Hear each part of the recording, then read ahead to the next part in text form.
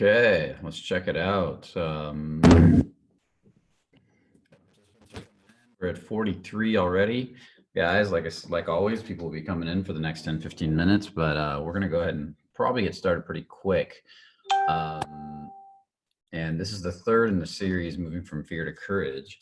I don't know if you've been on the other calls, but it's been great if you have. I've really enjoyed doing those calls.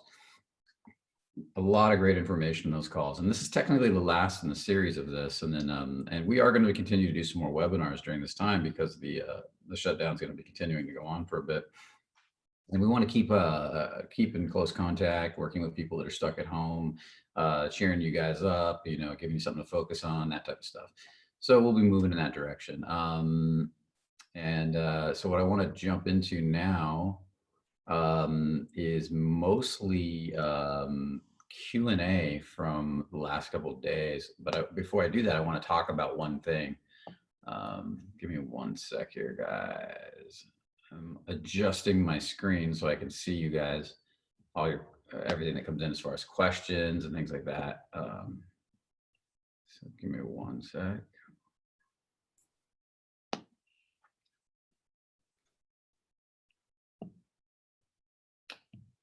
Awesome. Okay. Small crowd today. I guess people don't want to hear me speak. Huh. It's actually growing still. Okay, cool. I feel like this guy's spoken up in the last 3 weeks. Awesome.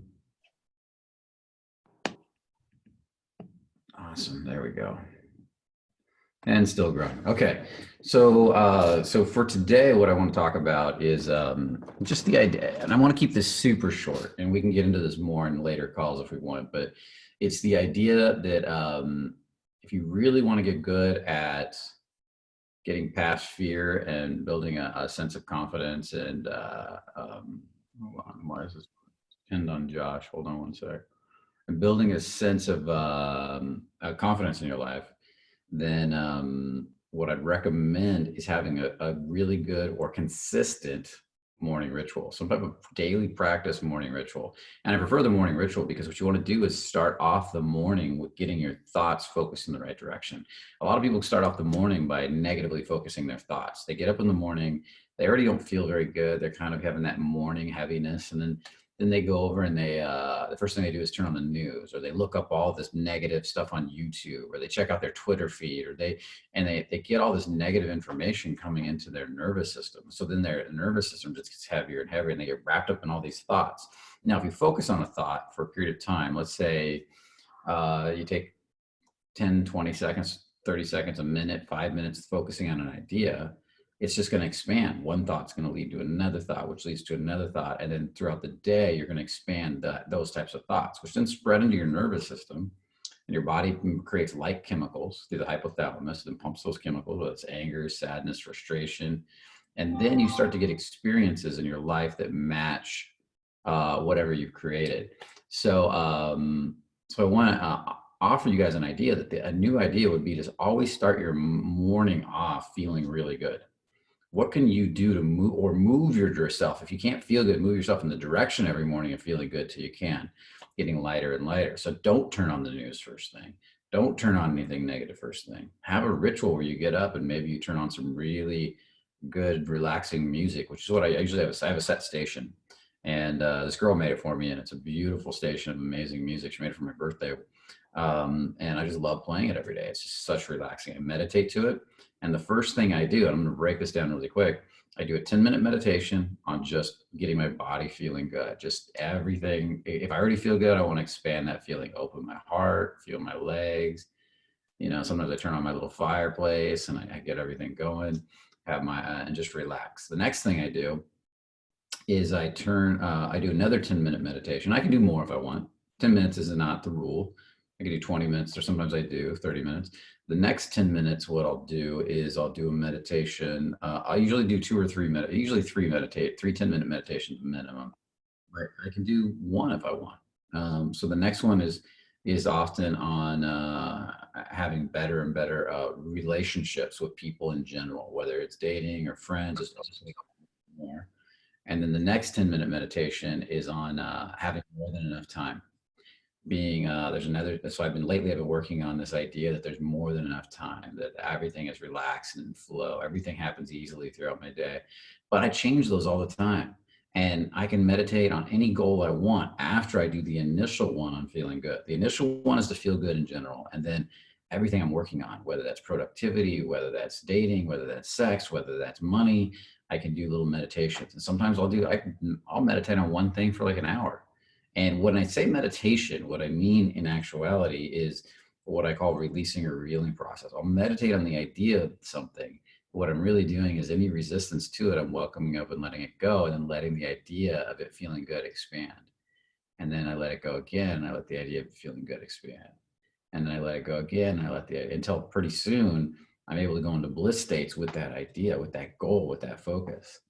Another one I've been meditating on in the evenings is on the idea of action, getting into more action because I'm turned on for the action, getting into more physical action, getting things done, cleaning, fixing, because my body wants to move in that direction. And so I sit down and as soon as, if I feel any resistance to, particularly areas that I have resistance to, I'll think about those. And then I'll just imagine myself taking little actions, any resistance coming up, I release until that area starts to feel a little lighter. Doesn't have to feel perfect, just a little lighter. This is releasing, or what we're going to probably start calling the revealing process 101. You just start letting go and you reveal more of the space of feeling good, and then more of the space of feeling good, and then more of the space of feeling good. And we just keep doing that a little bit at a time. So that's basically how I handle my morning. We do have a bigger morning ritual process, which involves, working with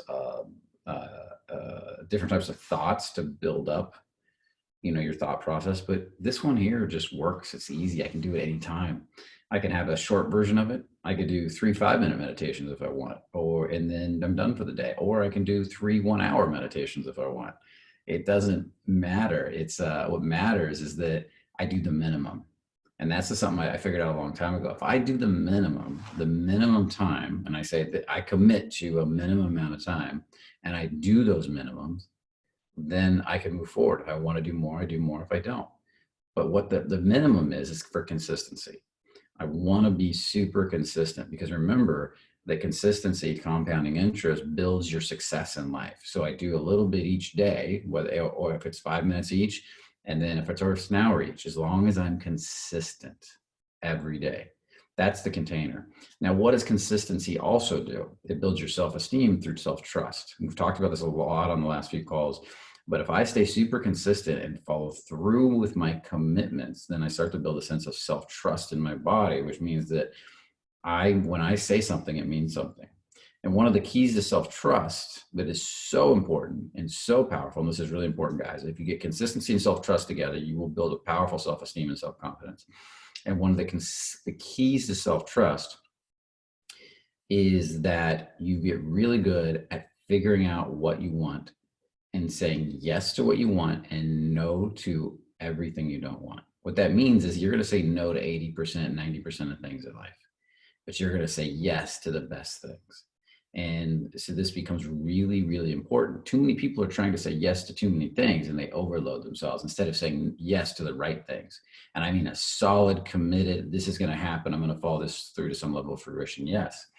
This is where Warren Buffett got it right? Because Warren Buffett talks about the 25-5, and I've talked about this before, but the idea that you have 25 things you list out that you most want to do. Do this today. This is your homework assignment. Write down 25 things you most want to do. Put it in order from 1 to 25. Pull out the top 5, put it in one list. Take the top 20, the next 20, put it in another list. Your job now is to focus on the top 5 and resist working on the 20. Don't even touch it, because if you try to do all 25, you will get nowhere in life. Your life will go nowhere.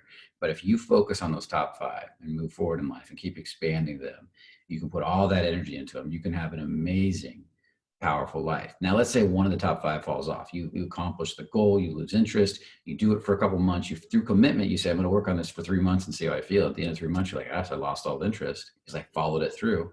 Now you've got your commitment, you got your self-trust, your consistency, you're starting to say, wow, that was cool. Now I'm going to set this aside. I have no more interest in it. I'm going to move the next one on the 20 into its place and start moving forward on that one.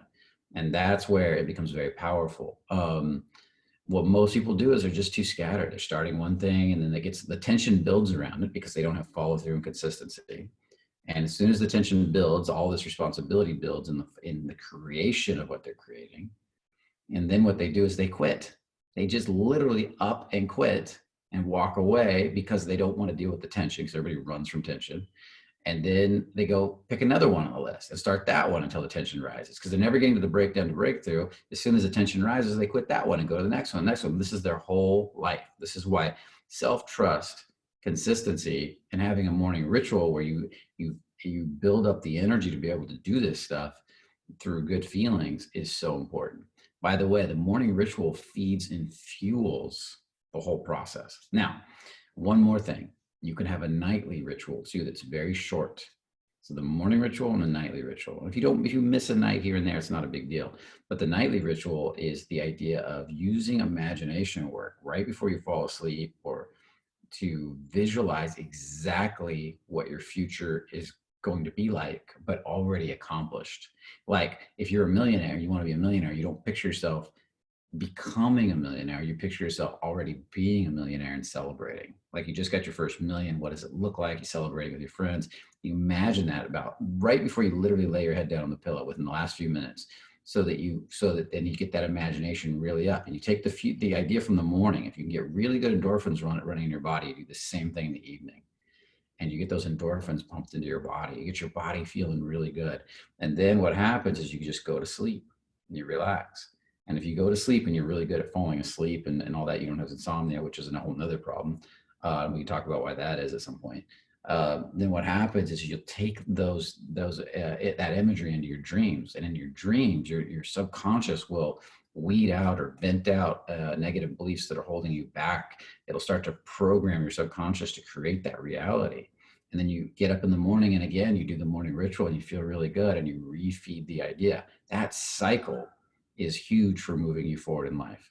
Now, I'm a big believer in understanding your high value tasks, the things that are important to you. So having a morning ritual on a work day should be efficient and to the point. You do your morning and then you get to your high value tasks that make you money and get your results. But anyway, that's a whole nother topic. We're not going to get into that right now. But the idea is have that a morning ritual. No, on these days, this is my high value task. I'm going to do my high value task. I'm going to get my morning rituals from this time to this time, and then it's done. And then I move on and I get into my work. Unless I'm so heavy doing my work and so frustrated that I need to go back and do more releasing and cleaning up. Okay. And that's where you might need to do a little work, stop, do some releasing, do a little work, stop, do some releasing because you have a lot of stories around building your own business, work and stuff like that. You'll associate negativity with stuff you really want to do, but that's another story. So let's get back to this. The morning ritual is the fuel for the day, and it gets the thoughts like a domino effect flowing in the direction of believing you can create the reality you want, okay? Because it feeds those positive emotions. And so you want to do that on a daily basis so you can get up in the morning and immediately develop the ability to open your heart and feel really good in general. Then you can start doing a morning ritual and doing some exercises on releases on specific goals you want to create after you're feeling good, okay?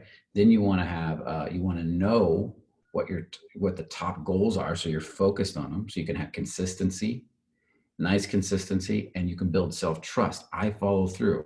I'm going to set a goal for this week. I'll set a goal next week. Each week as you accomplish each goal, and you can write it down in the success stream, you say, I followed through again. I followed through again. I followed through again. And you can do it into a month and you can expand it on out. Then at night, you imagine yourself already successful and fall asleep to it, putting that into your subconscious mind. So your venting dreams and your precog dreams can plan out your future and help to create the reality you want. This cycle, this sandwiching cycle is so powerful in reprogramming yourself for success over the long term.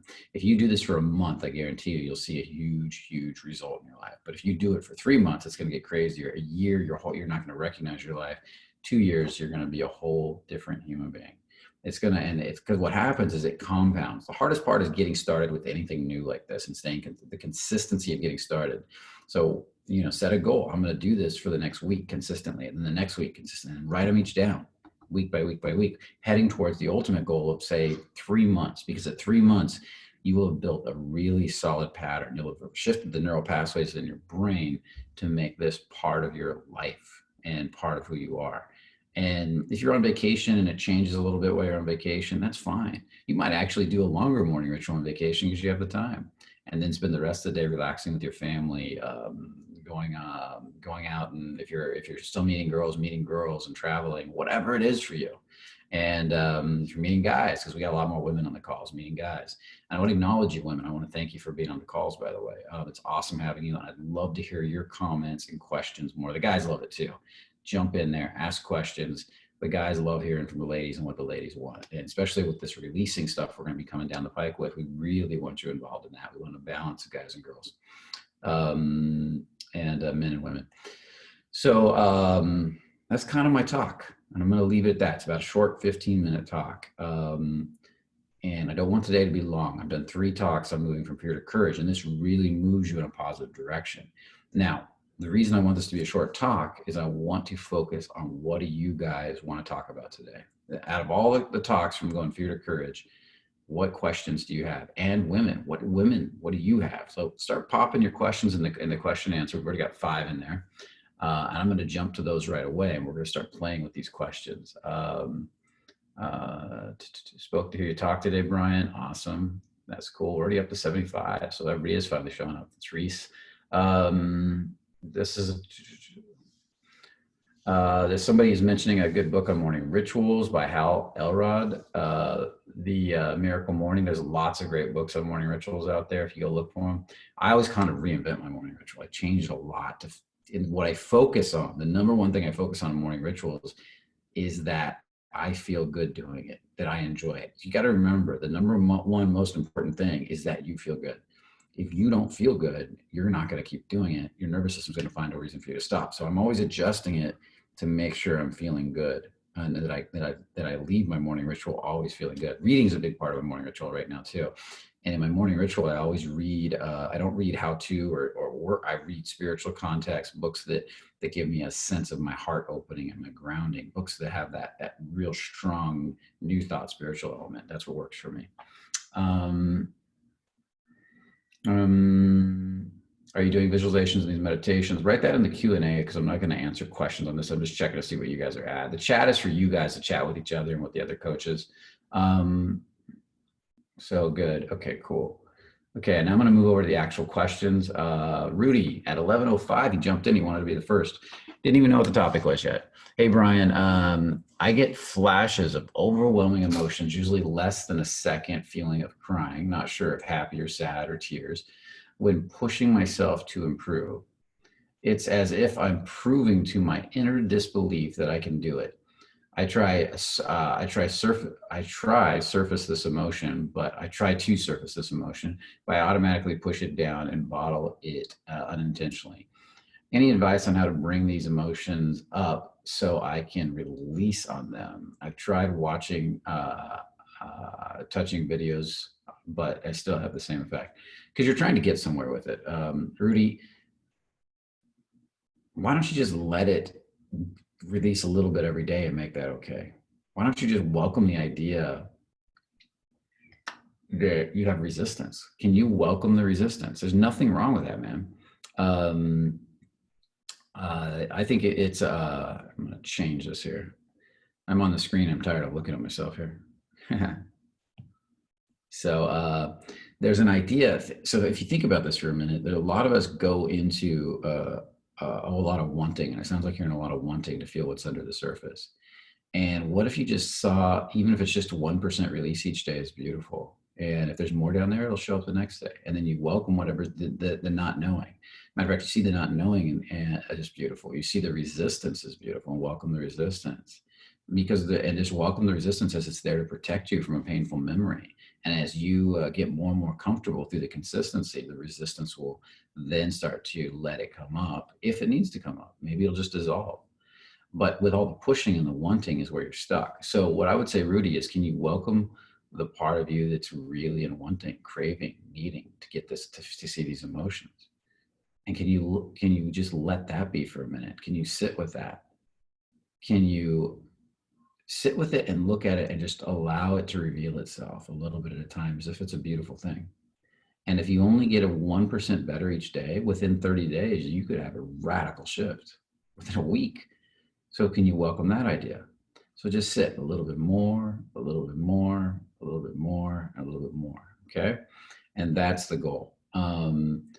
And just let it and release. I keep thinking, this image keeps popping in my mind of he's a God, what was his name? I can't remember his name right now. Michael Beckwith, pastor of the Religious Science Church that was huge here in LA, spiritual church, very spiritual church. He said he reached a point in his life where every day he would just get up and he'd cry a little bit, and he didn't know why. He just felt lighter with each little cry, just little short cries, a few tears as he meditated and prayed. And every day he'd cry a little bit more. And he noticed over time how much better he felt, and better and better and better. And he just let the process happen. A lot of you guys are trying to rush the process. And there's an old saying, slow down to go fast. You can't go fast if you're trying to go fast. The more you can slow down and relax and respect the moment, the faster the process actually goes. That's the whole metaphor of the tortoise and the hare. The hare wants to get there, and in the wanting, he pushes everything he wants away.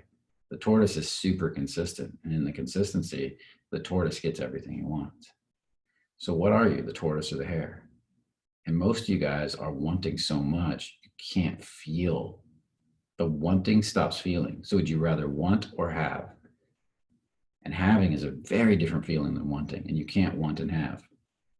So again, the question is, it's another question you can ask yourself, would you rather want or have? And just have this moment the way it is. If there's nothingness, welcome nothingness. If there's uncertainty, welcome the uncertainty. And begin to see the beauty in the bad, what you consider bad, because there is no real bad, it's a concept. Begin to see the beauty in what you see as bad, and just welcome that every day until pretty soon bad turns into good. And then pretty soon you see the beauty in the good, and then you watch how much more will come up. Okay. Hopefully that answers your question, Rudy. So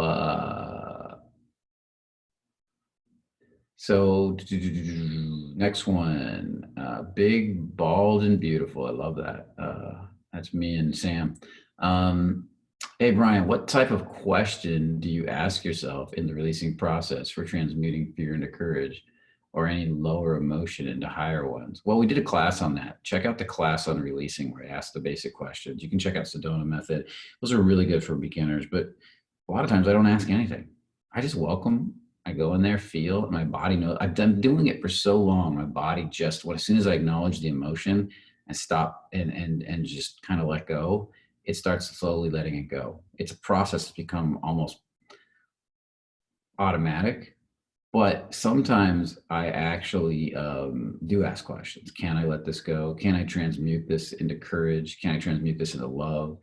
Sometimes I ask the question, can I open my heart and feel more God right now? More of God. For me, that works really well. Other people, it doesn't. More of the universe, more presence. So can I welcome God right now? Because the more I feel my oneness with God, or consciousness, or whatever you want to call it, the easier it is to let go. But there's a whole ton of different things you could say. But the basic questions are, can I welcome the now feeling? And then when you welcome the now feeling for a bit, allow, welcome, acknowledge, whatever word works for you. And then the next one is, can I let this go? Would I let this go? And you just notice. And then when?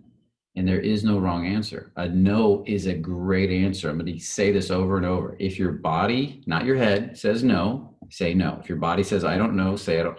Acknowledge what your body is feeling and don't fight it. You guys want to get to a yes because of the wanting, and so that wanting pushes you to say yes when you don't want to say yes, then you get stuck. But if you go, can I let this go? And your body goes, no. And you say out loud or internally, depending on how you're doing it, no. A lot of times you get a release anyway. It's like, I just got what? It made me smile. And sometimes I say, fuck no. Like I'm really resistant. I go, fuck no. And then suddenly I feel better. Why? Because the moment I get congruent in vibrational time with what I'm feeling, I get a release. And the key is to get into congruency with what you're feeling. Now, another way I do it, and this is going to be part of the revealing process, is I will focus on what I'm creating. I want more love. I want more God. I want more consciousness, whatever. I want more courage. So I'll focus, like I'll feel where the resistance is. And maybe I'm releasing on time, having more time throughout my day and everything happening with ease. I'll feel the resistance to that idea, and I'll just focus on putting God or love into that idea, into that set of beliefs. And then I just sit there and say, can it reveal itself? And then what happens is almost like curtains or windows pull back for me at just a little bit, 1% lighter, 1% lighter. And each time I feel more relaxation in that area. I think that one's going to need a little bit more of an explanation on how I do it. I have a deeper process with it. And I think I'm going to teach that in the releasing program coming up in a more systemized sort of way that makes sense, because I'm just now starting to really get it. I've been doing it I did it with Jonathan. He had some amazing releases with it. And when I say God, don't think of this fundamentalist Christian type energy that some people are resistant to. It's more spiritual for me. God is just a great word for me. I love it. I do like metaphysical Christian teachings a lot. That's me. You may not. I think they're fantastic, but metaphysical Christians are very different than the fundamentalist Christians, right? It's a very different type of teaching. But I also like Buddhist teachings. I like Hindu teachings. I like the similarities between them. When I find the overlap, it's really powerful too. Rudy again. Can you release on physical pain? I wake up every day with a lot of spinal pain, but the doctor said he couldn't find anything wrong. The effects of my life, this affects my life badly and I hate it. Yes, you can, Rudy. But what's going to most likely happen with physical pain, and this has been my experience, this is a lot of people's experience, is it tends to sometimes get worse before it gets better, because there's a lot you're resisting in the pain. You've been resisting and closing off that area of your body for years, micro tightenings and micro tightenings on top of micro tightenings and resistance.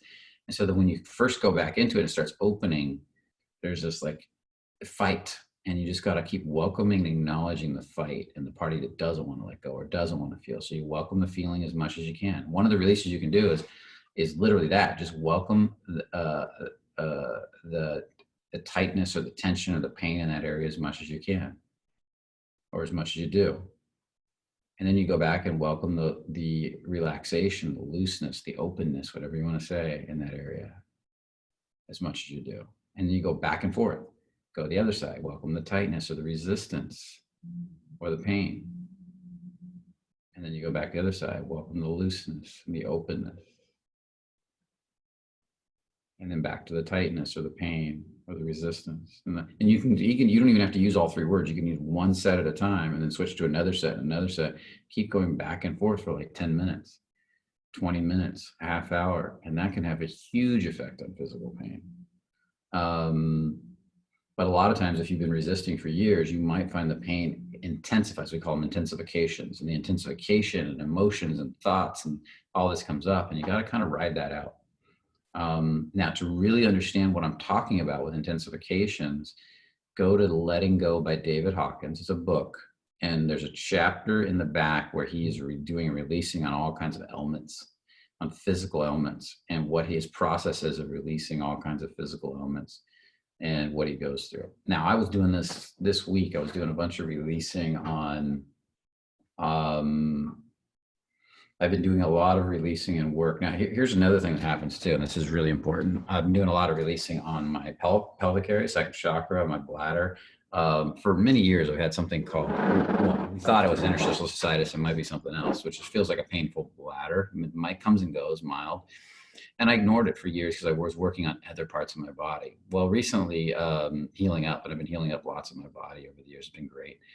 And I started to really go into that and work on that. What do you think happened? Because I've been resisting looking at it for so many years, it got more painful. It hurt. It wasn't that it was really more painful. It's just that I was more conscious of the pain. I wasn't as numbed out as much. Then it did get more painful for a bit. Then it got better.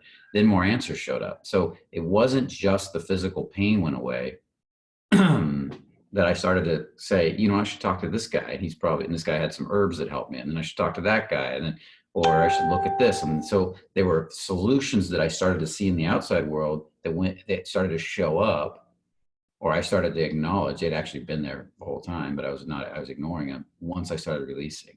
But then also the releases started to get more intense too. And that started to help a lot. So right now I feel better than I probably have felt in my whole life in this area. And it's only getting better. And I suspect it'll be resolved in no time.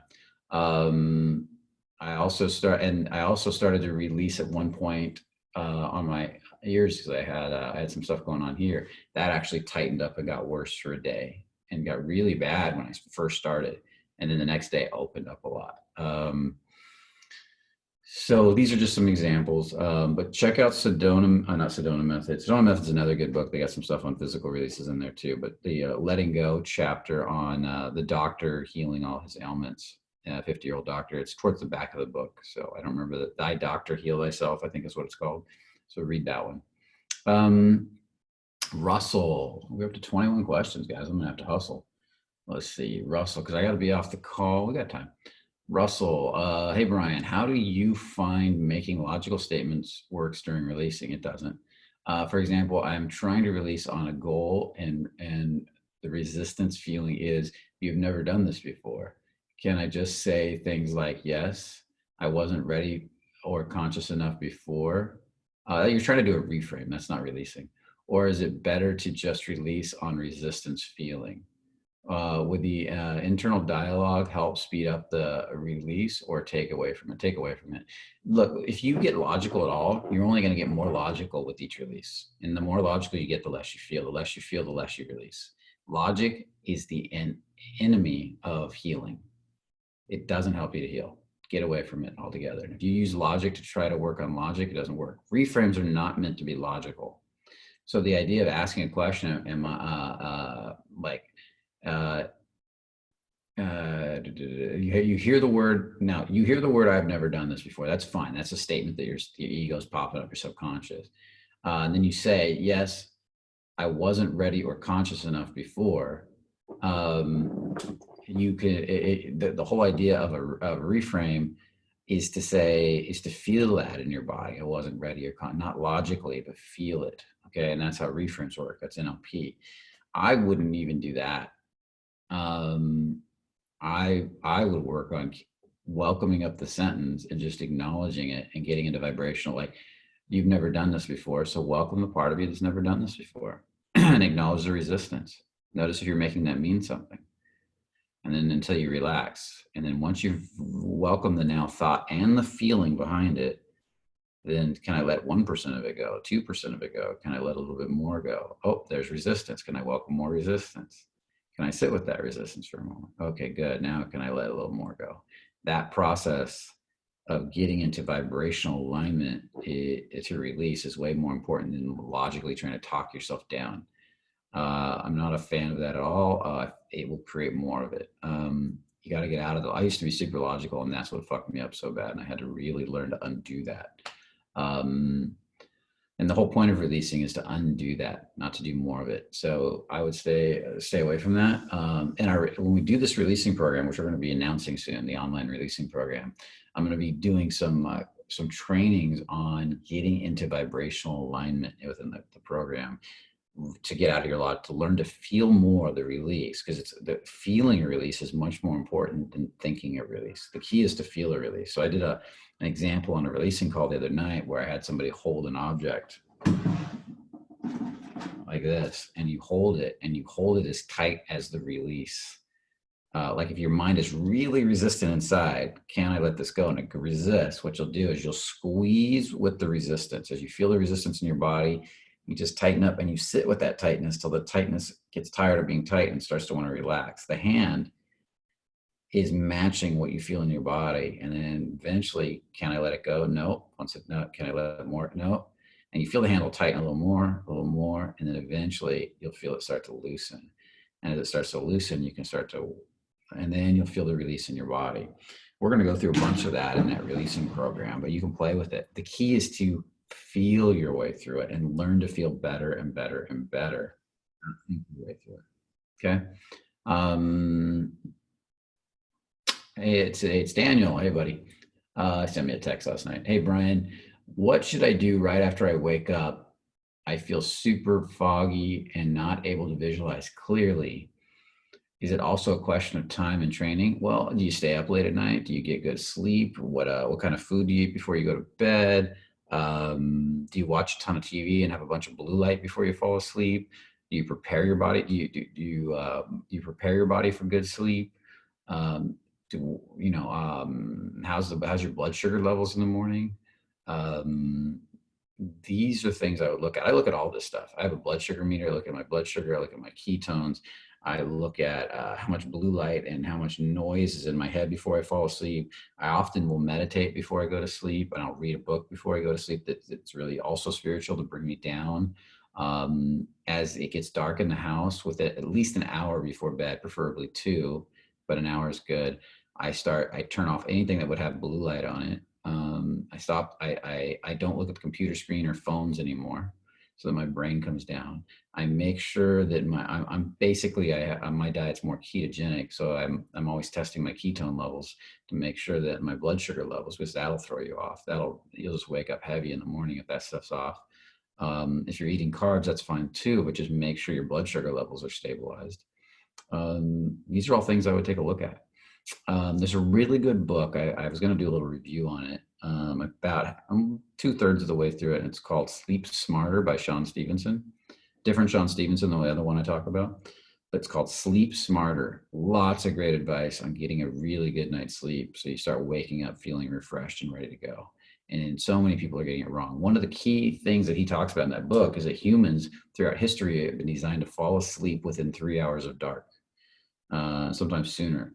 And so typically our most healing sleep, the sleep that actually regenerates and heals the body, typically if it gets dark around,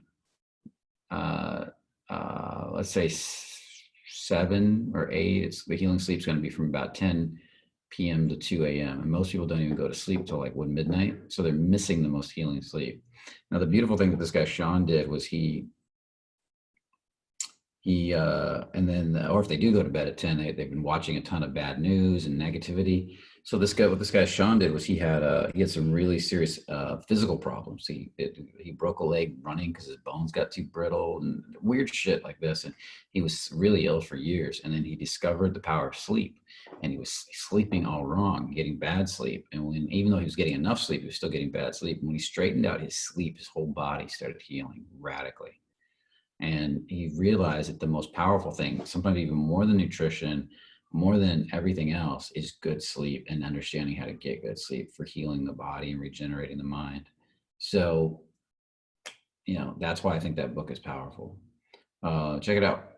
I find more and more successful people follow loosely a lot of the principles in that book, from shutting off computers at the right time, getting to bed at an early hour, to and they do it. That's what part of why they're so successful. They get the right amount. They understand sleep cycles, that sleep cycles happen in an hour and a half. So 6 hours or 7.5 hours, or 9 hours. These are sleep cycles. That your body goes down into certain patterns of sleep and back up, and understanding how to get yourself down in those patterns properly. So that might be why. That would be a good reason. It could also be that you have a lot of deep, heavy emotions you haven't processed, and they come up first thing in the morning, and you need to start doing, you need to commit to really working on them. But that's probably, you should have energy though to work on them. So you have to dig in a little deeper. Hey, Becky, what's up? That's my sister. Thank you for commenting. We need some more women commenting. Is there a reason I can't see all the questions? I have no idea. You should be able to see all the questions. There's a Q&A section and there's a chat section. Some people are typing in the chat section, chatting, having conversations. So go over there. Then there's the Q&A section where you just wrote this. And so make sure you can see the chats too. So you should be able to see everything though. There's no reason you should not be able to see the questions. Brian, one thing that's confusing, it was confusing for me, and I think for a lot of people, is for everybody to see the chat, to see your messages, you have to select in the to box all panelists and attendees. A lot of people forget to do that, so that's part of it. Okay, well, there you go. So if somebody doesn't select all panelists and attendees, and you write a chat in there, then it's only going to go to the person that you designated. Becky wouldn't see it if you designated me, for example. Or just us and not the attendees. Yeah. It looks like most of these all say all panel. Oh, this one says Frederick wrote one to all panelists, but didn't write attendees. Shiraz wrote one to all panelists. Yes, use blue blocking glasses. People say that really like those. That's another option. So Shiraz wrote that. Frederick, okay. So I don't know, Frederick, because he wrote it to panelists. I don't know if he wants this out, so I'm not going to. The old Hold the Clark book. I looked at that years ago. I'm not a big fan of hers, to be honest. Hulda Clark. Just my opinion. After doing a lot of research on health over the years, and the research on her specifically, I lost interest in her work. Okay, but other people love her. So, okay, Patrick, would you recommend? Hey, Brian, what would you recommend to me? I'm working. As far as what? I don't understand. Does anybody get the question? Am I missing this? Okay, I don't get it. And if none of the staff gets it either, then if you guys get it, the question. Otherwise, you're gonna have to retype it, buddy. Hi, Brian. Hey, buddy, what's up? Luke, is there a good strategy for overall and persistent frustration regarding a constant situation such as the virus? Yeah, that's what these calls have all been about. I've talked about it over and over in a lot of the videos, and all the videos that are going from fear to courage, and from even before that, building up to this. I talked specifically about the virus building up to this program. Would you release on the same thing regularly, or perhaps dig deeper somehow? Well, if you have to keep going back and releasing, you'll probably need to go deeper at some point. But I wouldn't. I'm careful with the word dig. I don't want you to start getting into wanting. But why do you have persistent frustration? You can welcome up if it's obvious. Like, don't dig and try to analytically figure out why. I don't want to be analytic. It's whatever the body comes up with emotionally. What's bothering me? What do I feel? And it might be something that has nothing to do with the virus. It could be fear of money, fear of connection, fear of having your power taken away, all these different potentialities. So, that's a great release, but also you're going to have to do a lot of focusing on what you want to create instead. This is the other part of releasing the resistance to feeling good, releasing the resistance to really good emotions like courage, acceptance, love, peace, joy. So what I do every day is, I talked about this. That's the morning ritual, is I release and welcome I release the resistance to and welcome the good feelings, positivity, possibility. That's one. Number two, and this is the other super important thing, Luke, is stop watching the dramatic news sources that just engender fear and pain. Stop hanging around with people that create fear and pain all day. Build a network or a mastermind of friends that actually think positive, like people from Fearless. What I do every day is I get my news from Justin Health. He's one of the places. His YouTube channel, because he just reports the data. And when you hear the data, it's not that big a deal. I'm like, okay. But I hear all you guys, even some of my staff, I'll see them post stuff in our private chats, and I'm like, it's fear-based. And I have to remind them, it's not, because I don't have that fear at all. I don't even have it inside of me. I'm like, I'm not worried about this.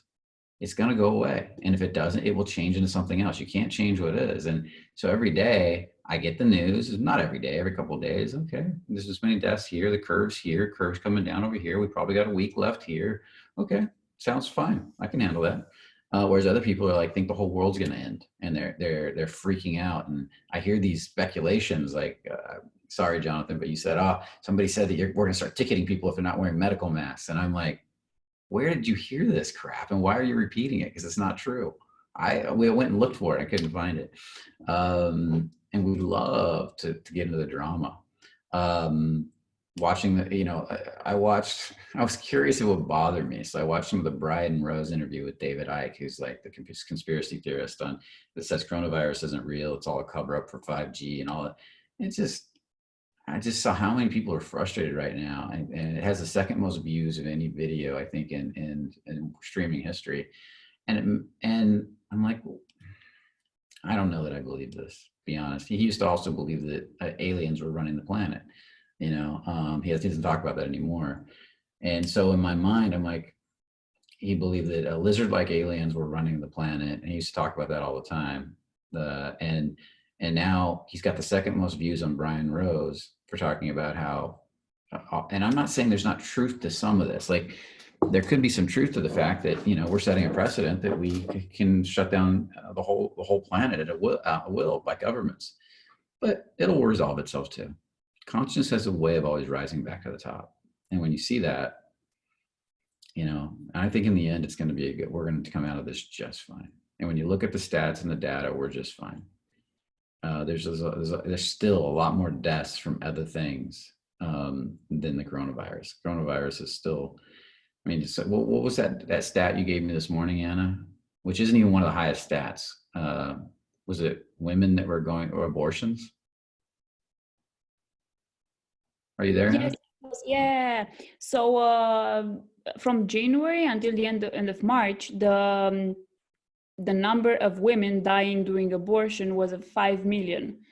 That was a statistic that I read today. That's insane. No, and coronavirus isn't even touching that. So, and then you look at the amount of people that are dying from, let's say, heart disease, smoking. It's still, coronavirus isn't even touching it. So I'm still wondering why we completely shut down the government. The excuses, I mean, not the government, the world, but because the story is because if we didn't, it would the hospitals would be overrun with cases because it spreads so fast. So we're just trying to slow the caseload, but the actual percentage of people is not as high as they thought. It's much lower. So that's fine. We'll write it out and we'll use it as a growing period where we learn. I see this as an opportunity to be releasing every day and growing my mind, learning a new skill. Like I'm learning Russian right now, I was playing with the guitar, but I got more interested in Russian. I'm thinking about taking up more singing classes because I love singing. I'm also doing these webinars. I love putting out these webinars. We're creating products out for Fearless. We're having there's just so much. I'm more busy now than before with good, positive things. I don't see the negativity. It sucks for the people that get really sick and pass away, but it sucks for people that pass away from smoking. It sucks for people that pass away from heart disease. It sucks for people the beautiful women that are passing away from abortions. And I feel so bad for them in a lot of ways. My heart goes out to them, but I don't feel bad. Like I don't take myself out because of it. And so if you start having a really solid morning ritual, and you start having a good evening ritual, and you start focusing on creating value in the world rather than looking at the negative media, you get the data, and then you stop looking at the negative media. You stop hanging out all day with people that are negative and want to bitch, moan, and complain. And you start hanging out with people that are constructive and positive. Your view of the world in this whole situation will start to change. More people are dying from suicide during this period. Yeah, that's one of my other big fears. If the economy really crashes, we're going to lose a lot more people from suicide and the economy crashing than we are the coronavirus. It's going to be, and that's why I'm a little concerned with constantly shutting down the whole. I'm going to be fine, but but there are people out there that aren't mentally stable enough to handle it all. 200,000 people that die every day worldwide. The birds are government spies. I remember that whole thing. I don't believe that one. But it's cool. So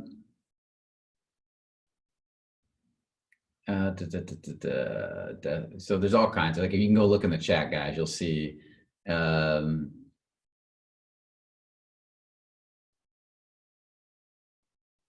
Corona 70,000 in 2 months, and the world stops. So, people are going to die, guys. That's part of life. You're part of, the fact that you're alive means you are going to have a physical death, not a spiritual death. I believe you will wait. Death is a birth into another realm. That's my belief. But the fact that you're alive, you're going to die. It's going to happen. So there we go. Okay. So the more you release on your fear of death, that's another big one that'll help set you free, guys. Which is really your fear of being born into it's the fear of the unknown, to be honest, is what death is. The fear of death, the fear of the unknown, or the fear of ceasing to exist. How important is it to wake up before sunrise and being alert at daybreak? I remember reading somewhere that is a practice that adds to spiritual growth. Do you find this to be true, or does time not matter? I find that I don't do that, but I do believe it has a huge benefit for people that really want to wake up faster. The world is quietest like at 4 a.m. and you can do some deep ass meditations at that time if your area is quieter, because you'll feel the vibrations drop. Now, as you become more conscious, does it matter? No, I don't think it matters anymore at that point. But as a practice while you're growing, I think it's fantastic. It's also really healing to the body, because you get the best. You'll go to sleep early enough where the body goes into really healing states. And so that's where that book Sleep Smarter is so great. So I would, if you were into that, I would say go for it, man. Go for it. And I've done it and I really enjoy it. I've been to yoga retreats and I've done it a little bit on my own, and getting up at 4 a.m., meditating, taking cold showers out in 40-degree weather and all that stuff. It's interesting. You grow a lot from that stuff. So is fear going away, or has fear a reason? Fear, you're going to have, as your consciousness grows, fear is going to go away with time. It's going to get less and less and less as you become a more conscious being. But as you're less conscious, fear is designed to be a mechanism to potentially keep you safe. If you were in primitive times, let's say you were in a tribe 1,000 years ago and you're out in the middle of the jungle somewhere or something, and you've got your little village and you got your hunting territory, fear kept you from doing something stupid because you were less conscious, like wandering too far away and getting killed, getting attacked, going somewhere stupid and getting attacked by an animal. It kept the bulk of the people, in a safe zone. Now, that's if the fear is, that's a normal level of fear for a less conscious being. Now, if the fear becomes chronic and every day, and there's a constant worry in the back of your mind, you'll bring that fear towards you. So that's a little different. That's why we want to get rid of fears. But ultimately, if you start focusing on, if you move your consciousness high enough where you're focused on the love and the joy of being safe, like you're staying safe because you love and respect your body, not out of fear. You're not venturing out that far because you love it. Or if you did venture out that far, you wouldn't have fear. So you'd probably be safe because your whole, the whole faculties of your subconscious mind would be working to keep you safe. So, but that comes with consciousness. So, Christy, my other sister, awesome. I love it. The women are commenting. Brian, sometimes when I release, I find little things to release on, but I can't seem to go deeper. I feel stuck. Not sure if I'm avoiding memories or what is happening. What do you think? Stop trying to go deeper and welcome the resistance. Spend a day, 2 days maybe, enjoying, this sounds weird, but enjoy the resistance. Enjoy the lack of depth. Enjoy, like, can I welcome this resistance? Can I see this resistance as beautiful? Can I see this resistance as serving me in some way? Can I resist as much as I do? Can I get to know what resistance feels like? Can I learn something from resistance? Can I just take a few moments and just sit with this for the next 5 minutes and just relax into the resistance, into the now feeling of being resistant? What does that feel like? And then you might even feel the frustration of the resistance. And can I welcome that frustration? And you might feel, no, I don't want to do this. Can I welcome the part of me that doesn't want to do this? Can I just be with it? And so when you have a lot of resistance, doing a lot of welcoming, acknowledging, accepting, allowing, revealing is really probably the best practice, because the resistance typically comes from wanting, chasing. And we talked about this earlier. So if you just sit there and resist as much as you do, and then resist some more and resist some more, and then picture yourself resisting, fighting, not wanting to, and just sit in that more, then eventually you'll be able to let some of it go, maybe 1%, 2%, 3%, and then you go back and do it again. For people that really have trouble welcoming their resistance, I'll have them sit with their resistance for a week or a month. If they're really stubborn, a month, until they get used to seeing resistance, and then it becomes so much easier to deal with. Philip, hey Brian, what is an example? And it becomes much easier to deal with for the future too. That's why it tends to really shift lives. Hey Brian, what is the example for you as a weekly goal and then the bigger 3-month goal, which you were doing on a constant basis.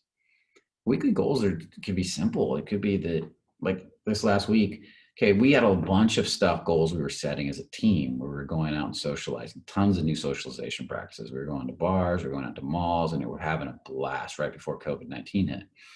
Then we had to stop. And I'm checking the time really quick.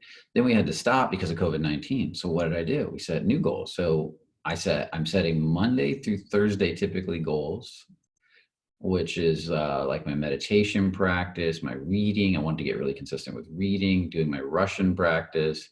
That's 3 of them. Posting daily Instagram videos, both the business and personal is what I've been doing. And so I'll do that. And then on the weekend, let's say I've got extra time, I might set a goal that has to do with the weekend, and I'll might be remodel the upstairs of my office. I've been moving this office around. That's why it's a mess up here. And readjust this and clean that up. And I'll have that goal. And every time I complete a goal, I write it down as a success. Like there's another goal done, building that self-trust. And then, but all those goals, the bulk of, I'd say 80% of those goals, I want them leading toward a bigger goal. What's the bigger goal? The bigger goal right now is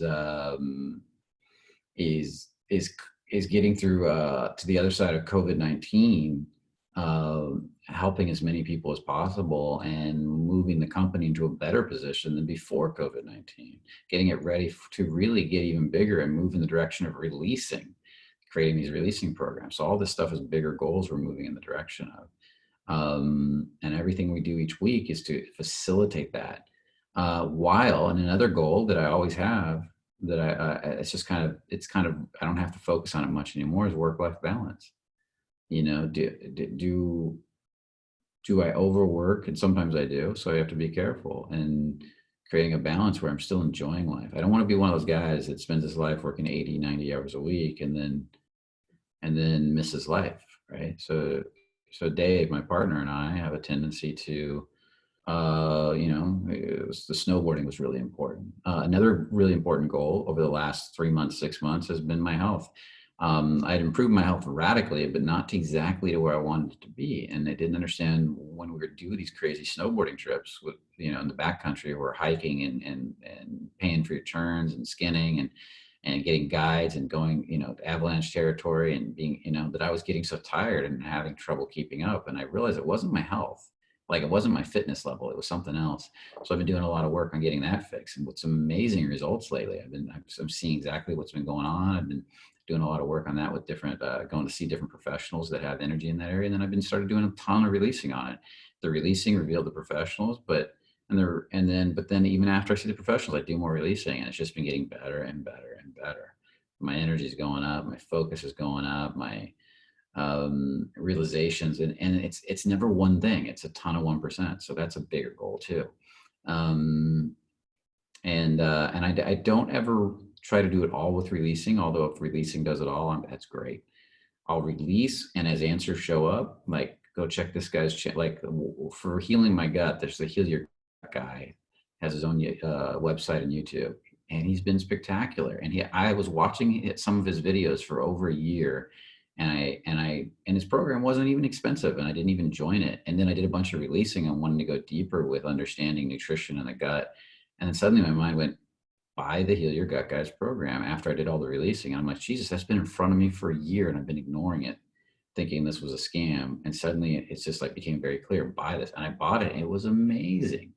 He advertised it as a book, and I thought I was buying an ebook. And what I ended up buying was a giant program with massive amounts of information. And he's like me, he's a crazy scientist. And I learned so much from the guy. I'm still learning because he keeps updating it all the time.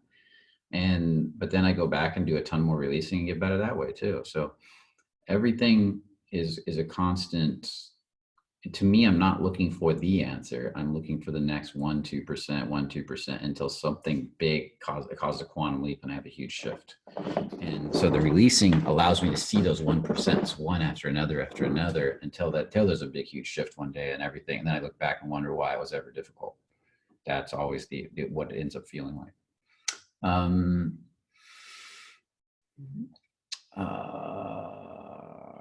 Okay, Ike. Receiving network chiropractic care once a week since last August has done a huge amount to connect me to my heart and is starting to connect me to my sacrum. However, my pelvis is still numb with slight tingles. It's not totally numb. It has slight tingles of energy. That's where I started when I try to connect to it. How do I connect more to my pelvis? It sounds like you already are. You got slight tingles of energy, but you're not happy with it. That's what's keeping it from growing. How do I connect more with my pelvis? Now I can no longer go to network chiropractic. Do I do uh, releasing work on the numbness? Yes. As in asking my body to let go. Can I also ask my body to let in more energy? Yes. You got it. You already know the answer, but basically, welcome the tingles. Explore it. Do subtle hip movements. Just move slowly, and wherever there's a tingle, welcome it, and imagine you're protecting the tingle like you would the little fire that's starting, and you got your hands around it, you're protecting it, and then nurturing it along, just the right amount. And so you want one tingle to turn into two tingles, to turn into three tingles over time. And every day, if you just focus on revealing more tingles and letting go of anything that keeps the revealing from happening, it'll keep expanding till you got a lot of heat down there. And then with the rotations, what'll happen is that the heat builds and you move a little, like you move your pelvis a little this way, suddenly the tingles will go down, and then you explore that area till they turn back up, and do it again, explore that area till it turns back up. You keep doing this until you can kind of very slowly with feeling move all around and keep the tingles and keep that whole area awake. And doesn't mean you're going to walk around with those tingles all the time, but then you'll reach a point where you'll be able to just put your mind down there and turn that up at will and feel a lot at will. But you got to welcome, I'm going to not even say 1%, welcome 1/1000% of growth at a time until it starts to speed up, slow down to go fast. Other things you can do is we have a great little program that has some good exercises in it. A little heady at times, but it's a great little program. It's not done by us. It's done by somebody else. And I always forget the name of it. What's that name of that program, guys? One of you's got it. Stamina Secrets. Stamina Secrets. Yeah. We want to do a follow-up to that we create, but Stamina Secrets, that's another great. You can check that out. Other stuff you can look at potentially would be the Enlightened Sex Manual and some of the practices in there, or the Multi-Orgasmic Man and some of the practices in there, this type of stuff. So all great stuff. So if you get into some point when we get more movement stuff, maybe we'll get the movement stuff online. Be really good. You do online yoga too. If you get a really good yoga practitioner that understands feeling, oh my God, that could be amazing, dude. But you got to get one that understands feeling, and it transmits through the camera just fine. The key is always, will you follow up? Okay, here we go. We actually, we do it. It's good. You don't want these yoga practitioners that are focused on exercise and doing the perfect posture. You do want a good posture, but you want them really focused on feeling and depth of feeling and energy. How do I remove deep-seated procrastination every time something or some work is delayed? I feel good. Why is this? So you feel good when work is delayed. Interesting. Most people feel bad, and then but they do it anyways. So welcome the good feeling. Maybe there's what I would do is sit and just meditate on the good feeling and keep welcoming the good feeling and see what's in it. Are you resisting the good feeling? And then take some action and see if the good feeling goes away. Like if you take action on something, let's say you're just cleaning your room, doing the dishes. Do you suddenly get heavy? Do you get sad? Take 5 minutes of action and sit down and do some releasing on the action. And then take 5 more minutes of action, sit down and do releasing on the action. And 5 more minutes of action. Do the thing that doesn't feel good. And it sounds like you're getting some type of passive aggressive benefit out of not working. And then see what comes up and then release some more. And keep doing it. Set up a pan, like if it's cleaning something, set up at least 5 rounds of action and releasing, back and forth. I used to have to take action on some stuff that bothered me so bad. I had one thing back in my days when I couldn't even look at money. I was so bad with money. I was scared of it. I would cry when I looked at my accounting and numbers, and I would do 5-10 minutes of it and cry while doing it. And then I'd sit and release my way. Back then it was a different form of meditation because I didn't have releasing then. And then I'd do more 5 minutes, and then I'd do this until I started to relax inside. And do so many rounds a day, and then put it away for the day because I don't want to overdo it and get back to it again the next day. What is the right way to meditate? There is no right way. There's a million ways. I stay in my heart and feel that I am open in the middle of my body as you have taught us.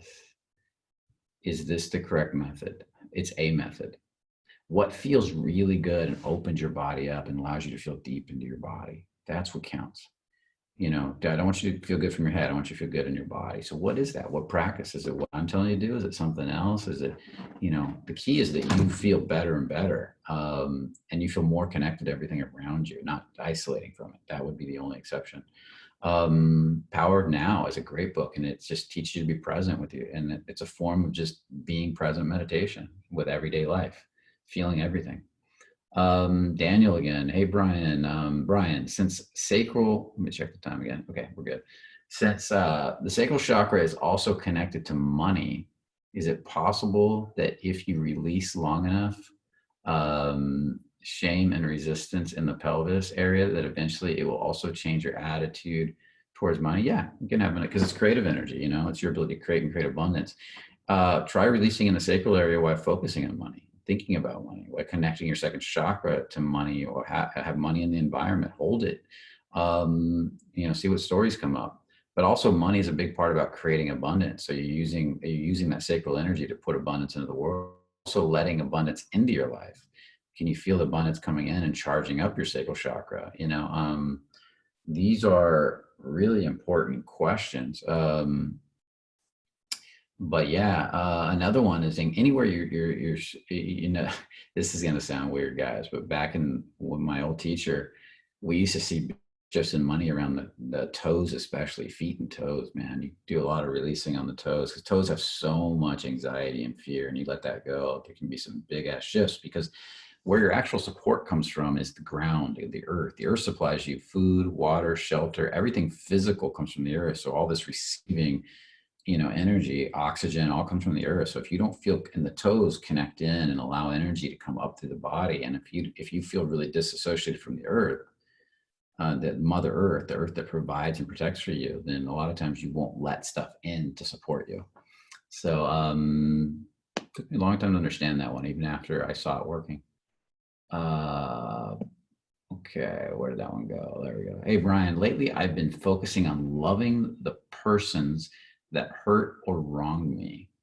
Would you recommend tuning into any of love I can feel inside and then project it towards these persons, or just simply try to feel empathy and gratitude for these persons? I wouldn't try to project anything. You don't want to get your ego involved. That's what projecting is. So what we can do is you can send love to those people with an intention, but don't project it. In other words, if you set the intention to love those people and the body naturally on its own you feel like the body sends energy to those people, great. You ask the body to send energy to those people and it does it, great, but don't try to make it. You see the difference? It's like, this is what I want. Now, what do you want to do? And then you allow that process to happen. And the more you practice feeling gratitude towards somebody, the easier it's going to be for your body to ultimately do that with time. Patrick, hey Brian, what would you recommend to me? I really have improved over the last years. Have a solid morning routine, awesome, and more self-esteem, awesome, than ever before. But especially with women, I still have problems going for it. It's one of the biggest things for guys that, it's huge. It's not like other stuff for the average guy that comes here. I never really began to approach random girls like I'm going to speak to 5 women today. I am recognizing now that I attract more women. That sounds like you're doing all right. Often ones I'm attracted to also. That's really good. But I am really blocked and afraid to approach. Yes, I guess I just have to do it anyways. You don't have to do anything, but do you have any other advice? Yeah, take an approach program after this COVID-19 thing. That's the fastest way to break your approach. We have specific approach programs where we take guys out and break their fear of approaching. And there's a big reason it's hard for you to do on your own. Some guys can do it, some guys can't. If you have a lot of abandonment trauma and we ask you to go out and approach, your whole body is going to produce chemicals that tell you you're crazy. And even if you take the progression, sometimes guys just need somebody to stand over them that can do it and they can already approach, and to get them to approach, to get them to work on it. And that's just the way it is. So I would consider an approach program if you can do it. If you're still stuck after a long period of time and you're not doing much. Also, look up any videos with progressions. Have you done our progressions? Have you done highs to being seen work, to stops, to, you know, the progressions? You don't try to do bold approaches right away. You might just be simply stopping women you find attractive and asking them directions to begin with. You might be waving to them as they walk by and saying hi. You might be like, I'll say hi to 100 women in a day. Just wave, hey, how you doing? How you doing? And so not just women, everybody, but particularly attractive women. I might stop some and ask directions in the beginning. I might stop and do tension openers, and I might stop. We have all kinds of stuff like this, and we have tons of YouTube videos on this stuff out there. So, so learn those progressions. And if you're still having trouble, get a buddy. You can get somebody from one of the Fearless pages, or get into a program. We work a lot on it in the experience program. We take you out and do some of it with you in the lives. And we have the approach program, which is fucking badass. But also starting to realize that you don't have to approach women to get women. That if you start meditating on and believing that women are interested in you and they just show up, you might find you get tons of women without even approaching. That happens too, because it just starts to happen that way. Your reticular activating system makes it happen. I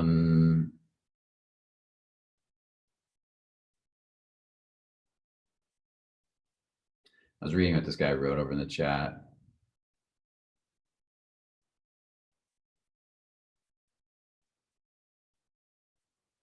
Okay, I'm not going to get into that.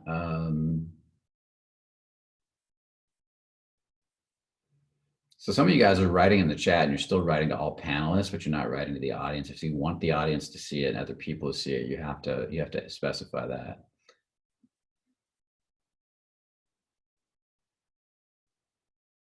Okay, cool. Christian, okay. Brian, I'm resisting the idea of a temp job offer. I've been offered. My body just says no, but my brain says I have to do this to get to the outcome I want. How can I not resist this idea? Well, maybe your gut instincts know better. Maybe there's something else for you. Maybe you set the goal of doing it for a month to see how it feels, and you say I'm gonna do follow through for 1 month and see how it feels. So the key is what's the emotion behind the resistance? Is the emotion fear, anxiety, and worry? Or is the emotion, are you clean? Do you have like, if I take it and I don't like it, I'll move on. It's not meant for me, I'll move on. And if I take it, it's like, is there a part of you emotionally distraught over it? That's probably a story. Or is it just like, I feel like I should be over here instead. My gut instincts are moving me over here. And it's not so much resistance as my gut's telling me to go this way. That's not as much a story. So listen to your gut. But if there's a lot of fear and anger, there might be something in there for you. So I would go take the job and then start releasing each day at the end of the day from the job, or even before. Even as you take it, you'll probably be able to start your releasing right there, because all these stories and emotions will come up. And then you can always quit later if you don't want it. I don't understand your question, Pascal. How do you look at the connection between man and woman? That's really open-ended question. We're polarities. Just look up the law of polarity. We're natural polarities to each other. Man, woman, masculine, feminine are natural polarities. So we're constantly drawn to each other, like two sides of a piece of paper or two sides of a coin. And we complement each other that way. So I could talk for an hour on between man and woman, but I don't know what aspect of it you're asking me about.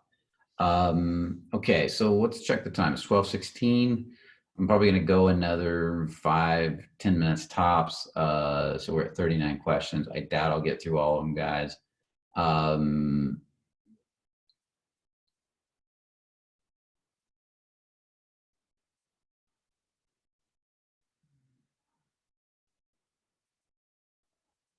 okay.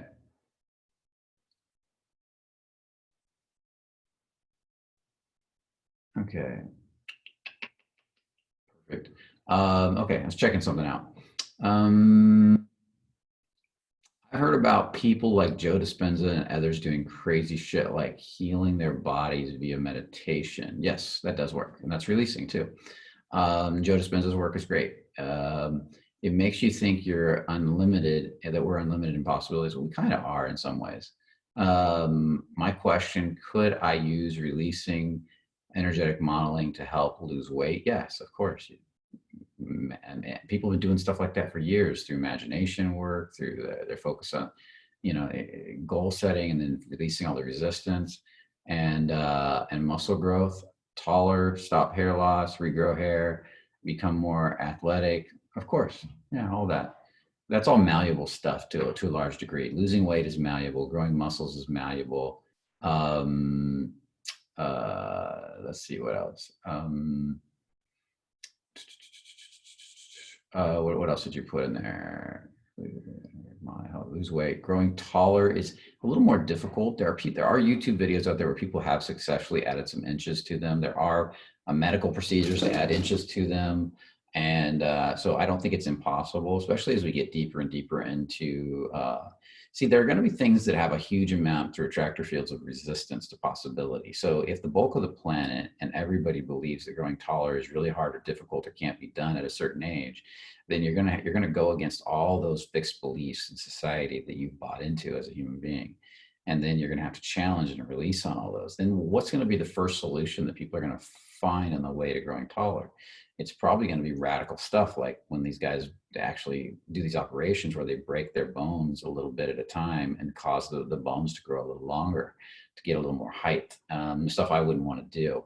Now, there are other stuff out there where people have successfully added height. You can find YouTube videos on it where, and these often at a younger age when there was still some pliability in the body. And I believe as consciousness grows, just like the guy who can pretty much run forever, Dean Karnazes, will develop the ability to start doing that, probably through some type of manipulation of the body in some way, medically first, and then eventually more energetically and spiritually. Stop hair loss. I was losing my hair and I lost it to a large degree, but I was able to, a lot of it was just really bad gut health and psoriasis. I stopped that. Have I regrown hair? I haven't put any energy into it. I've looked at it. There are a lot of people that have done some amazing stuff to get a lot of hair to grow back. The easiest way is still a hair transplant. That's still something we came up with through the intention of wanting to regrow hair. And they're really good right now today. If you get a really good person, whereas they used to be shit. So they get better and better. And in the future, it will get better and better at stuff like that until eventually, again, will you be able to do it through meditation? Has somebody already done it through meditation? Probably. And so I would say it depends. Do you really want it? If you really want it and start meditating on it, answers will show up. You'll start seeing stuff, okay? Become more athletic, of course. Jesus, that's easy. Do that. Start that right away. Yeah, Frederick, you need to stop spamming everybody, bud. I see all that coming up over there about, it's too much, this is about, conscious conversation, not just screaming at people through the chat, okay? So start noticing, you're going at it. The way you're going at it. You put your stuff out there, good, but then don't keep shooting it at people. Liam, love all your talks, Brian. Last night had a dream of swallowing something, but it wouldn't go down, stuck in my throat. I don't have good circulation into my penis. I feel I do with emotions, and I get pains in my taint area. What releases could I do for that, as well as welcome the having energy in my body and opening the heart? It's releasing isn't like, there isn't like one special release. you know, the first part is I would welcome all the resistance you have down there. Welcome the tightness in the taint, tightness in your penis, the numbness. And if you got a lot of numbness in the penis, you know, you could even massage that area and practice just without trying to. And I'm talking about massage. I don't mean like sexual massage. Just explore feeling down there. Don't even think about anything sexual. Touch, explore feeling, welcome it, welcome the numbness, welcome the resistance, and give yourself a period of time as you do massages down there and explore the feeling and then do releases on the numbness or the lack of feeling. What you want to do is give it a week or 2 weeks before you even look for a result. You're just going to do it every day for 15 minutes, set a timer, and don't expect a result for the first couple of weeks. The reason you don't want to expect a result is because if you start, you're going to be looking from day one for a result, and that looking for a result is going to push the results back. You're not going to get anywhere. So I wouldn't even look for a result. I would just do it every day for 2-3 weeks. And then at the end of 2-3 weeks, take some note of how you feel different. Okay. And as you explore, then you welcome, and then you do releases, then you welcome and you do releases, then you welcome and you do some releases. And that's basically it. Okay, Miguel, to release, should I release on each thing one at a time or release on everything every time? I don't know what each thing is, Miguel. I would start with releasing on feeling good in general. I always say that. Start with feeling good day to day, in your morning, throughout your day. Can you get your heart open? And then pick a couple goals and work on those goals. But you and once you're feeling good in general, then you could look at your goal of becoming good at approaching women, or your goal at becoming good at making more money, and start welcoming that, seeing what comes up, and then work on that specific goal. Okay.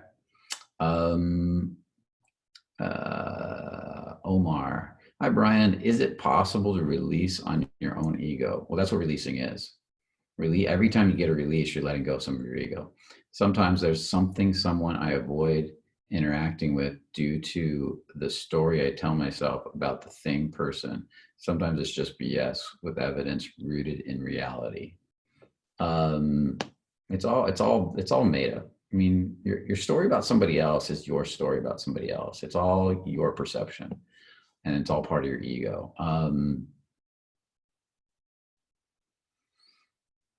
And all of it is like, does it serve you or not? Does it serve everybody else or not? Does it grow you or not? And if it doesn't, and it's not up in cap, courage, acceptance, love, peace, ultimately there's some releasing you can do there. And there's nothing wrong with being lower either. Miklos, I think I'm saying that right. Hey, Brian, I feel a lot in my head, like energy stuck in the sides of my forehead, the back of the head, upper neck. I tried to release resistance, wanting tightness, but they didn't work. I have a hard time feeling emotions, aware of thoughts, now-based imagination. What am I missing? You need to develop more feeling in your body, Miklos. You're probably very head dominant. You're stuck up in your sixth chakra. You probably think a lot. Probably got a lot of analytical thoughts or dramatic thoughts, and so you're not getting down in the body. It's not that your body can't feel. I find the guys that are most stuck in their head actually feel a lot. They just have disassociated from their feeling, and that's why they're pulled away. And so I would work on some type of exploration of movement work, learning to explore opening the heart, relaxing the heart, opening the stomach, feeling the pelvis, feeling the legs, moving these areas, and just do a lot of exploration for a month or so of your body, taking some yoga, meditation. Meditation would be great when you can't feel it all, just straight up every day, like Power of Now, read that book, Meditation. Because that Power of Now is all about welcoming. The whole book is really about welcoming what is and getting used to what is. I have so that's where I would start. You almost need to probably do like some of my students is where you spend a month or so just welcoming, which is just a form of meditation. And in a month, you can get back to the releasing aspect of it. Okay, I think let me see where we're at. Oh, we're still at 38. Okay. I have a similar, this is Frederick. I have a similar issue with the bladder kidneys I discovered in a book called The Cure for All Disease by Hulda Clark, which I read that book many years ago. I'm not a big fan. Sorry, Frederick. Not a big fan of her work either. I'm doing a parasite cleanse 6 days, 21 days. These are possibly responsible for my sciatica, which has never been as intense as it is now. I feel like it has gotten worse since the cleanse. If it's working for you, do it. I have a friend that loves that book and loves her work, and he says he's got a lot of growth out of it. The last 3 months have been excruciating. Yoga therapy has helped with flexibility, but the pain is getting worse from that as well. Do you have any experience with cleansing and releases? I've done cleansing. I've done a lot of them. And I've gone through a lot of pain early on with my cleanses when I was super toxic. I mean, it was crazy. I thought I was dying at one time. But I got through those and I'm on the other side. I just, and I would do releasing whenever I'm in a lot of pain, I do a lot of releasing and I get some of my biggest growth. My whole life changes through that period of time. So, but that's when the pain causes these deep, deep, deep releases and growth. So that's really good. Now, if something's going on and you think you have a health problem that's really serious and this is making it worse, you gotta take that into account too. And maybe you got to see somebody that can look at that, because part of releasing is listening to as you get clearer, listening to your intuition. I need to go check a doctor on this. I need to go do this. As you get more conscious, you'll need to do that less and less. But as your consciousness is growing, you might need that support. I go see different professionals for stuff all the time. Especially as I release and it becomes clear that this is where I need to go. And I get amazing results from that. And then as I get more and more conscious, I need to see the releasing works better and better on the physical stuff. And I need less and less of that.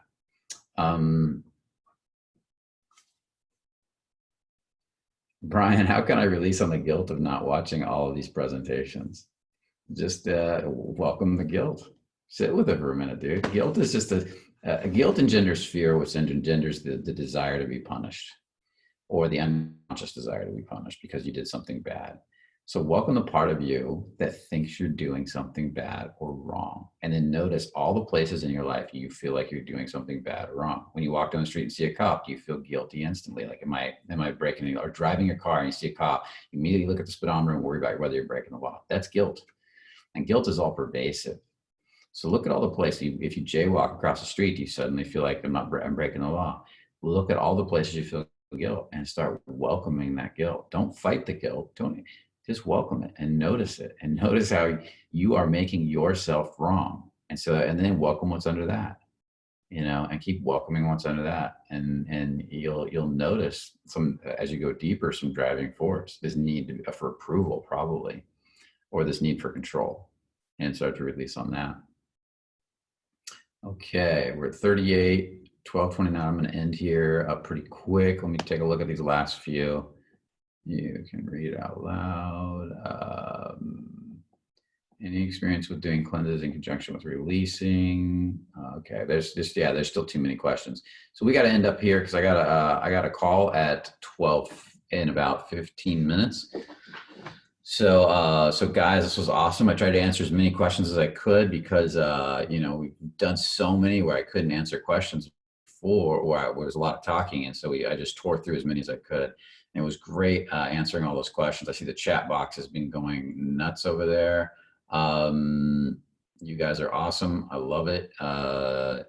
Hey, guys, remember to keep commenting on the Facebook page. We do have potentially, it looks like we're going to be marketing soon and talking about an online releasing program. We're going to go deeper into the releasing principles themselves. We're going to go, it's like almost like a Fearless Man Live for releasing, but in this case, it'll have women in it too. So it'll be the Fearless Everybody Live for releasing. And I want you all to keep an eye out for that as we get into that more and more. It's going to be amazing. Make sure to comment in the Facebook page. Make sure to like, make sure to share, make sure to invite other people, make sure to invite women. We want more women in this group, especially since it's not all just about dating in this group. It's about, building courage, and releasing is too.